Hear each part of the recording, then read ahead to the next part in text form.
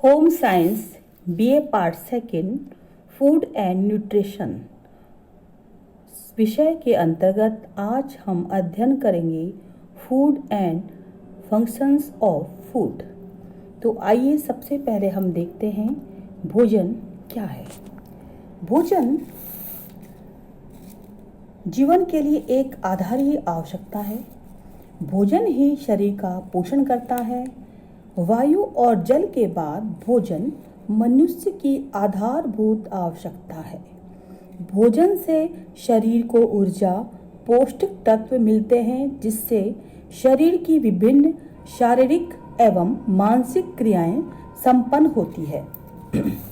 हम कह सकते हैं भोजन वह सभी ठोस एवं तरल भोज्य पदार्थ जिन्हें हम खाते हैं या पीते हैं, जिसे पचाया जा सके, जिससे शरीर को ऊर्जा एवं उष्णता मिलती हो, जो शरीर की वृद्धि, ऊतकों की मरम्मत एवं उसे पोषित करता हो, भोजन कहलाता है। भोजन के बाद हम देखते हैं भोजन के कार्य। भोजन हमारे शरीर के भरण पोषण, वृद्धि, विकास आदि के साथ साथ सामाजिक और मनोवैज्ञानिक कार्य भी करता है। भोजन के कार्य इस प्रकार हैं। फर्स्ट है फिजियोलॉजिकल फंक्शंस। इसके अंतर्गत हम देखते हैं सबसे पहला आएगा टू प्रोवाइड एनर्जी, अर्थात भोजन शरीर को ऊर्जा प्रदान करता है। To repair body tissue, to build new cells and tissues, to regulate body process, to protect against diseases. तो सर्वप्रथम हम देखते हैं भोजन शरीर को ऊर्जा प्रदान करता है। विभिन्न क्रियाकलापों जैसे चलने, दौड़ने, उठने आदि कार्य के साथ साथ जो आंतरिक क्रियाएं हैं वो तब भी होती है जब हम कुछ नहीं कर रहे होते, सो रहे होते हैं। उनके लिए भी भोजन अत्यंत आवश्यक है, जैसे श्वसन, पाचन, अवशोषण, उत्सर्जन आदि।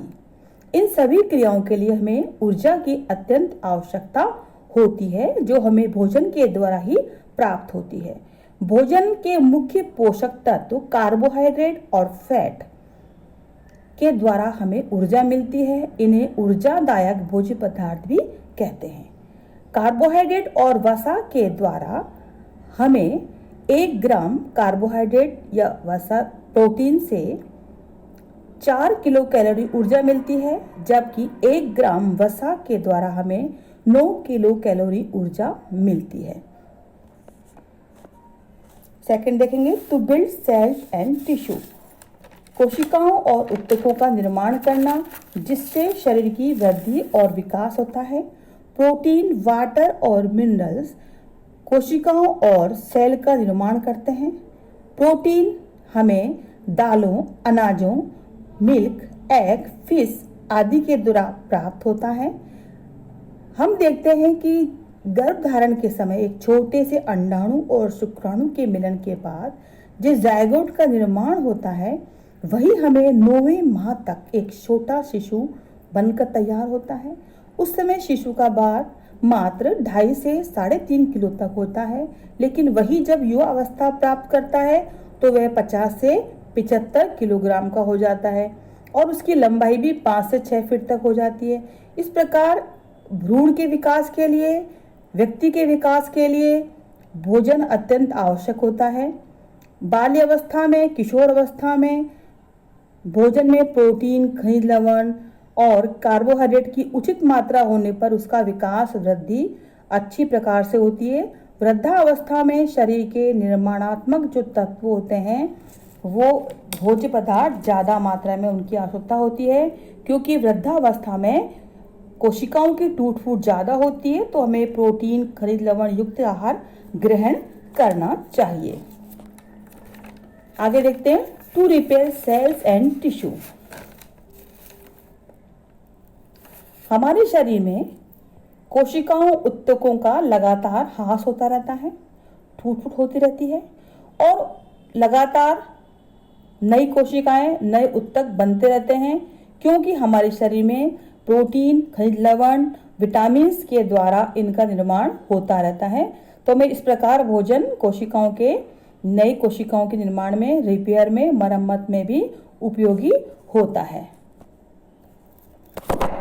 नेक्स्ट देखते हैं, टू रेगुलेट बॉडी प्रोसेस, अर्थात भोजन शारीरिक क्रियाओं का संचालन, नियंत्रण और नियमन भी करता है। प्रोटीन, खनिज लवण, विटामिन इस कार्य को करते हैं, जैसे शरीर का तापमान नियंत्रित करना, जल का संतुलन, रक्त का थक्का जमाना, उत्सर्जन, श्वसन, गति का नियमन। ये बहुत सी क्रियाएं ऐसी होती है जिन क्रियाओं के लिए भोजन की हमें आवश्यकता होती है और भोजन के द्वारा ये क्रियाएं संभव होती है। नेक्स्ट हम देखेंगे, to protect the body from disease. हमारे शरीर को रोगों से रक्षा करने के लिए हमारे शरीर में WBC की आवश्यकता होती है, श्वेत रक्त कणिकाएं, जो कि रक्त में विद्यमान होती है। और रक्त को बनाने के लिए हमें खनिज लवण, विटामिन की आवश्यकता होती है, जो हमें भोजन के द्वारा प्राप्त होते हैं। ये WBC बाहरी रोगाणुओं से और सूक्ष्म जीवों से शरीर को लड़ने की शक्ति पैदा करते हैं, शरीर को बीमारियों से बचाते हैं। सेकंड हमारा काम है भोजन का, वो है सामाजिक कार्य। भोजन सामाजिक संबंध को बनाने, उन्हें मजबूत बनने में मदद करता है। और हम देखते हैं कि हमारे समाज में समय समय पर विभिन्न प्रोग्रामों में भोजन का आयोजन किया जाता है। भोजन एक आर्थिक स्तर का प्रतीक है। जिस व्यक्ति की आर्थिक स्थिति जैसी होती है, वो उस प्रकार के भोजन का, भोज्य सामग्री का, भोजन की इंतजाम करता है। भोजन दोस्ती और आतिथ्य का प्रतीक भी है। जब कोई भी अपना अतिथि घर आता है, मेहमान आता है, तो हम उसकी मेहमान नवाजी के लिए अपने अच्छे से अच्छा उसका आतिथ्य करने के लिए उसको अपना पसंद का व्यंजन उसको परोसा जाता है। यानी कि भोजन द्वारा व्यक्तिगत और सामाजिक कार्य सरलता से संपन्न हो जाते हैं। और अंतिम है मनोवैज्ञानिक कार्य। भोजन के द्वारा मनोवैज्ञानिक कार्य भी होते हैं। भोजन मात्र एक भूख मिटाने का एक साधन नहीं है, बल्कि भोजन मनुष्य की संस्कृति, रीति रिवाज और उसके संवेगों को प्रकट करने का माध्यम भी है। आनंद, सुरक्षा, इमोशंस को प्रकट करने का माध्यम है और हमारी संतुष्टि को प्रदान करने का माध्यम है। जब हम भोजन द्वारा हम संतुष्ट होते हैं, भोजन हमें अच्छा लगता है, तो हमें काफ़ी संतुष्टि मिलती है। और इसी प्रकार जैसे घर के बने हुए भोजन में प्रेम, स्नेह, मनोभाव होता है, वो इमोशन जुड़े होते हैं भोजन के साथ में, इसीलिए ये ऐसा होता है। भोजन के द्वारा हम अपने संवेगों को भी प्रकट कर सकते हैं, इमोशंस हमारे प्रकट कर सकते हैं। जैसे तनाव के समय कुछ व्यक्ति कम खाते हैं और कुछ तनाव दूर करने के लिए ज़्यादा भी खा लेते हैं। दुखी मन होता है या फिर कुछ और कारण होता है, तो उस सभी का असर उन सभी संवेगों का असर भोजन पर पड़ता है। इसी प्रकार भोजन सुरक्षा की भावना के रूप में भी काम आता है। जैसे बच्चा यदि माँ के साथ भोजन करता है, यदि हम कहीं जाते हैं तो एक घर का खाना मिल जाता है या जाना पहचाना भोजन मिल जाता है, एक हमें अच्छा और सुरक्षा की भावना मिलती है। इसी प्रकार हम देखते हैं कि भोजन के बल के रूप में भी प्रयोग में आता है। जैसे यदि किसी संस्था के विरुद्ध विद्रोह को दर्शाना है, तो कर्मचारियों द्वारा भूख हड़ताल कर ली जाती है। या फिर परिवार में किसी को, बच्चों को सजा देना है या इनाम देना है, तो उसमें भी भोजन का, उसके पसंद के व्यंजन का हम प्रयोग कर सकते हैं। या तो उसको नहीं देंगे या कोई गिफ्ट के रूप में उसको चॉकलेट दे देंगे। तो भोजन के द्वारा उसको हम उस काम को करवाने के लिए हम उसको प्रलोभन देते हैं भोजन का।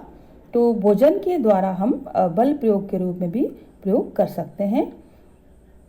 इस प्रकार हम देखते हैं कि भोजन और भोजन के कार्य इस प्रकार से हैं। अगले चैप्टर में हम आपको बताएंगे कि भोज्य पदार्थ का वर्गीकरण। Thank you for watching.